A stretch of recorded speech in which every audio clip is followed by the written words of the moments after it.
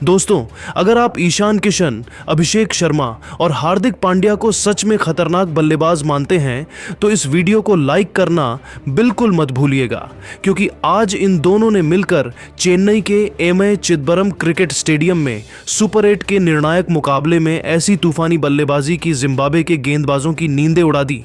जी हां दोस्तों, इस वीडियो में हम आपको दिखाने वाले हैं ईशान किशन, अभिषेक शर्मा और हार्दिक पांड्या वही तूफानी बल्लेबाजी जिसने जिम्बाब्वे की पूरे प्लान को तहस नहस कर दिया और भारत को मैच में शुरुआती बढ़त दिला दी। लेकिन उससे पहले एक सवाल, आपके हिसाब से बेहतर कप्तान कौन है, रोहित शर्मा या सूर्या कुमार यादव? नीचे कमेंट में अपनी राय जरूर लिखिए और अगर आप टीम इंडिया के सच्चे फैन हैं तो वीडियो को लाइक और शेयर करना मत भूलिएगा। दोस्तों, चेन्नई के एमए चिदंबरम क्रिकेट स्टेडियम में भारत बनाम जिम्बाब्वे मुकाबले में जो नज़ारा देखने को मिला वो सिर्फ एक पारी नहीं बल्कि तूफान था, और उस तूफान का नाम था ईशान किशन, अभिषेक शर्मा और हार्दिक पांड्या। टॉस जीतकर जिम्बाब्वे के कप्तान सिकंदर रजा ने पहले गेंदबाजी का फैसला किया। सोच ये थी कि नई गेंद से शुरुआती विकेट निकालकर भारत को दबाव में लाया जाएगा, लेकिन उन्हें अंदाजा नहीं था कि आज भारतीय टॉप ऑर्डर कुछ अलग ही मूड में है। भारत की ओर से पारी की शुरुआत करने उतरे ईशान किशन और अभिषेक शर्मा। पहले 2 ओवर दोनों ने संभल कर खेले, पिच को समझा, गेंद की रफ्तार को परखा और सिंगल डबल लेकर लय बनाई। 2 ओवर के बाद स्कोर था 14 रन बिना नुकसान के, लेकिन तीसरे ओवर से जो हुआ उसने मैच की दिशा बदल दी। रिचर्ड नागरवा गेंदबाजी के लिए आए और पहली ही फुल लेंथ गेंद पर ईशान किशन ने कवर के ऊपर से ऐसा चौका जड़ा कि स्टेडियम गूंज उठा। अगली गेंद शॉट थी और ईशान ने पुल शॉट से गेंद को सीधे स्टैंड में भेज दिया। एक ओवर में 17 रन आए और यहीं से भारतीय पारी ने रफ्तार पकड़ ली। दूसरे छोर पर अभिषेक शर्मा भी पीछे रहने वालों में से नहीं थे। ब्लेसिंग मुजरबानी की गेंद पर उन्होंने लॉन्ग ऑन के ऊपर लगातार 2 छक्के जड़ दिए। उनकी बल्लेबाजी में आत्मविश्वास साफ दिख रहा था। चौथे और 5वें ओवर में दोनों बल्लेबाजों ने मिलकर जिम्बाब्वे की गेंदबाजी आक्रमण को पूरी तरह बैकफुट पर धकेल दिया। कट, ड्राइव, पुल, फ्लिक, हर शॉट में ताकत और टाइमिंग का कमाल दिखाई दे रहा था। पावर प्ले का आखिरी ओवर तो मानो ईशान किशन के नाम रहा। उन्होंने ब्रैड इवांस की गेंद पर 3 चौके और एक छक्का जड़ते हुए सिर्फ 22 गेंदों में अपना अर्धशतक पूरा कर लिया। दूसरी तरफ अभिषेक भी तेजी से आगे बढ़ रहे थे। 6 ओवर के बाद भारत का स्कोर था 96 रन बिना किसी विकेट के। यह शुरुआत जिम्बाब्वे के लिए किसी बुरे सपने से कम नहीं थी। 7वें और 8वें ओवर में अभिषेक शर्मा ने स्पिन के खिलाफ हमला बोला। सिकंदर रजा को उन्होंने लॉन्ग ऑफ और डीप मिड विकेट के ऊपर लगातार 2 छक्के जड़ दिए। 27 गेंदों में अभिषेक ने अपना अर्धशतक पूरा किया। स्टेडियम में तालियों की गड़गड़ाहट गूंज रही थी और भारतीय डगआउट मुस्कुरा रहा था। 10 ओवर पूरे होने तक भारत 142 रन तक पहुंच चुका था बिना कोई विकेट गंवाए। ईशान और अभिषेक की साझेदारी 150 रन के करीब पहुंच रही थी। जिम्बाब्वे के गेंदबाज पूरी तरह बिखर चुके थे। फील्डिंग में गलतियां होने लगीं और दबाव साफ नजर आ रहा था। 11वें ओवर में आखिरकार जिम्बाब्वे को राहत मिली। अभिषेक शर्मा 78 रन बनाकर कैच आउट हुए। उन्होंने अपनी पारी में 6 चौके और 5 छक्के लगाए। यह पारी सिर्फ रन नहीं थी, यह बयान था। कुछ ही देर बाद ईशान किशन भी 74 रन बनाकर आउट हुए। उन्होंने 36 गेंदों में 8 चौके और 4 छक्के लगाए। उनकी बल्लेबाजी में आक्रामकता और समझदारी दोनों का शानदार मेल था। लेकिन कहानी यहीं खत्म नहीं हुई थी। क्रीज पर आए सूर्य कुमार यादव और तिलक वर्मा, दोनों ने रणगति को गिरने नहीं दिया। 14 ओवर तक स्कोर 170 के पार जा चुका था। हालांकि सूर्य कुमार 28 रन और तिलक 19 रन बनाकर आउट हो गए, लेकिन तब तक मंच तैयार हो चुका था और फिर एंट्री हुई हार्दिक पांड्या की। हार्दिक मैदान पर आते ही अलग ही इरादे लेकर आए थे। पहली ही गेंद पर उन्होंने ग्रीम क्रीमर को लॉन्ग ऑन के ऊपर छक्का जड़ दिया। अगली गेंद पर चौका। 16वें ओवर में नागरवा की गेंद पर हार्दिक ने लगातार 3 छक्के जड़ दी। सिर्फ 18 गेंदों में उन्होंने अपना अर्धशतक पूरा कर लिया। यह पारी पूरी तरह पावर हिटिंग का नमूना थी। हार्दिक रुकने वाले नहीं थे। Mid wicket, cover, long off, हर दिशा में गेंद उड़ रही थी। 19वें ओवर में उन्होंने 22 रन बटोरे और मैच को पूरी तरह भारत की मुट्ठी में कर दिया। आखिरकार 45 गेंदों में 72 रन बनाकर वह आउट हुए, लेकिन तब तक जिम्बाब्वे की कमर टूट चुकी थी। अंतिम ओवरों में शिवम दुबे और रिंकू सिंह ने तेजी से रन जोड़े। निचले क्रम ने भी सिंगल डबल लेकर स्कोर को आगे बढ़ाया। 20 ओवर पूरे होने के बाद भारत ने 5 विकेट के नुकसान पर 244 रन का विशाल स्कोर खड़ा कर दिया। कुल मिलाकर यह पारी टीम इंडिया की बल्लेबाजी ताकत का शानदार उदाहरण थी।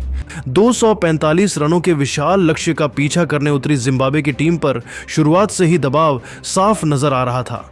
चेन्नई की धीमी पिच पर इतना बड़ा स्कोर हासिल करना आसान नहीं था और सामने थी टीम इंडिया की मजबूत और अनुभवी गेंदबाजी।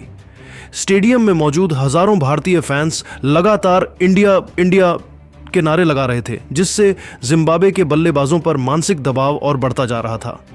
पारी की शुरुआत करने उतरे तदिवानाशे मरुमानी और ब्रायन बेनेट दोनों जानते थे कि अगर टीम को मुकाबले में बनाए रखना है तो पावर प्ले में तेज रन बनाने होंगे। पहले ओवर में मरुमानी ने अर्शदीप सिंह की गेंद पर शानदार ड्राइव से चौका जड़ा, जिससे जिम्बाब्वे को अच्छी शुरुआत मिली। दूसरे ओवर में बेनेट ने भी हार्दिक पांड्या की गेंद पर पुल शॉट से बाउंड्री लगाई और रन गति बढ़ाने की कोशिश की। हालांकि तीसरे ओवर में भारत को पहली सफलता मिल गई। जसप्रीत बुमराह की तेज और सटीक यॉर्कर पर ब्रायन बेनेट चूक गए और गेंद सीधे स्टंप्स में जा लगी। बेनेट 14 रन बनाकर आउट हो गए। यह जिम्बाब्वे के लिए पहला बड़ा झटका था। इसके बाद मरुमानी ने जिम्मेदारी संभाली। उन्होंने वरुण चक्रवर्ती के खिलाफ 2 चौके और एक छक्का लगाकर स्कोर को आगे बढ़ाया। छठे ओवर तक जिम्बाब्वे ने बिना ज्यादा नुकसान के 48 रन बना लिए थे, लेकिन पावर प्ले के आखिरी ओवर में अर्शदीप सिंह ने मरुमानी को स्लोअर बॉल पर फंसा लिया और वह डीप स्क्वायर लेग पर कैच आउट हो गए। मरुमानी 27 रन बनाकर पवेलियन लौटे। 6 ओवर के बाद जिम्बाब्वे का स्कोर था 52 रन पर 2 विकेट। शुरुआत ठीक थी, लेकिन लक्ष्य के मुकाबले रफ्तार अब भी कम थी। इसके बाद क्रीज पर आए डियॉन मायर्स और कप्तान सिकंदर राजा। दोनों ने मिलकर पारी को संभालने की जिम्मेदारी ली। मायर्स ने आते ही आक्रामक अंदाज अपनाया और अक्षर पटेल की गेंद पर लगातार 2 चौके जड़ दिए।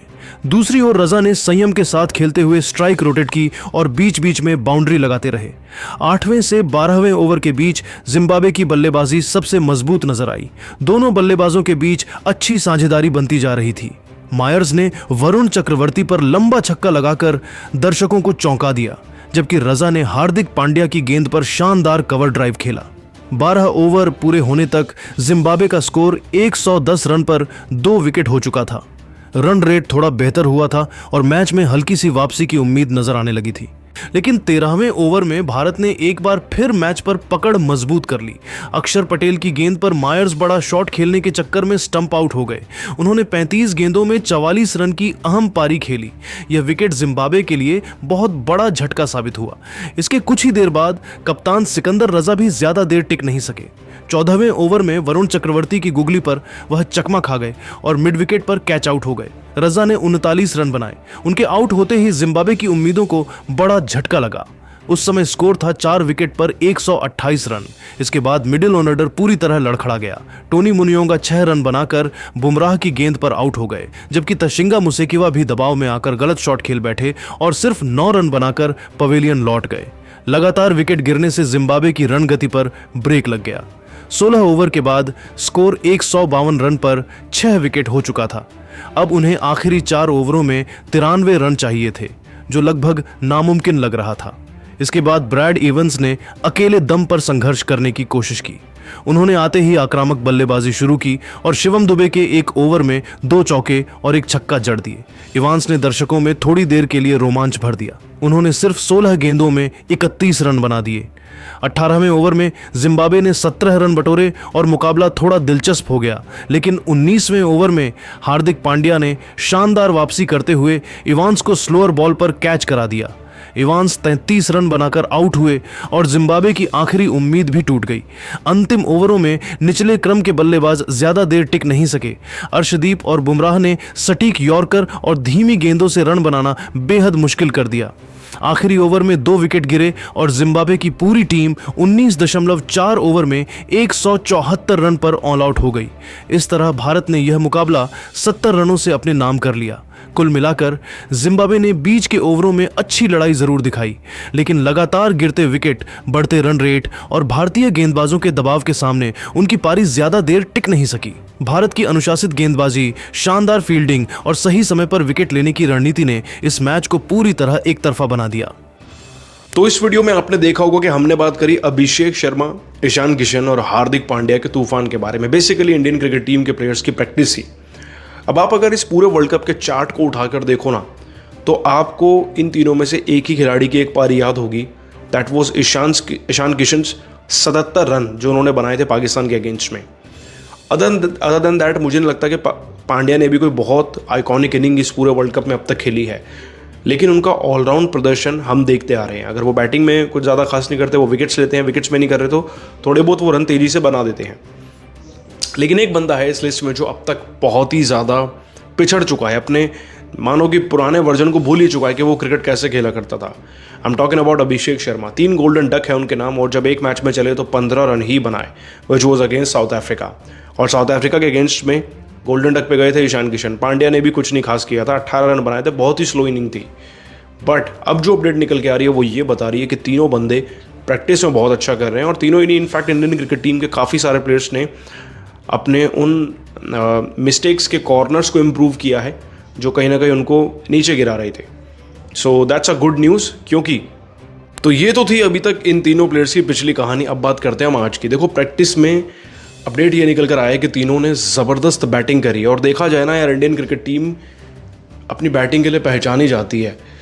बट अहमदाबाद के स्टेडियम में अब तक चेस करके कोई जीता भी नहीं है। बट अब जो आंकड़े निकल कर आ रहे हैं, ये पता चला कि अभिषेक शर्मा ने प्रैक्टिस में बहुत अच्छा किया है, हार्दिक पांड्या ने बहुत अच्छा किया है, और ईशान किशन ने बहुत अच्छा किया है। अच्छे खासे रन उन्होंने स्कोर किए हैं, and that's what we want as an Indian cricket team के फ़ैन। हम यही प्रे कर सकते हैं कि तीनों बंदे चलें, बिकॉज एक टीम की स्ट्रेंथ उसकी बैटिंग से पता चलती है जब वो चेज़ करती है तो। और इस बार जो हम हारे, जिस तरीके से हम मैच को हारे 76 रन से, वो हमारी बैटिंग की वजह से था। ऐसा नहीं है कि हम चेज़ नहीं कर सकते थे, 190 का 200 भी चेज़ हुए हैं T20 में।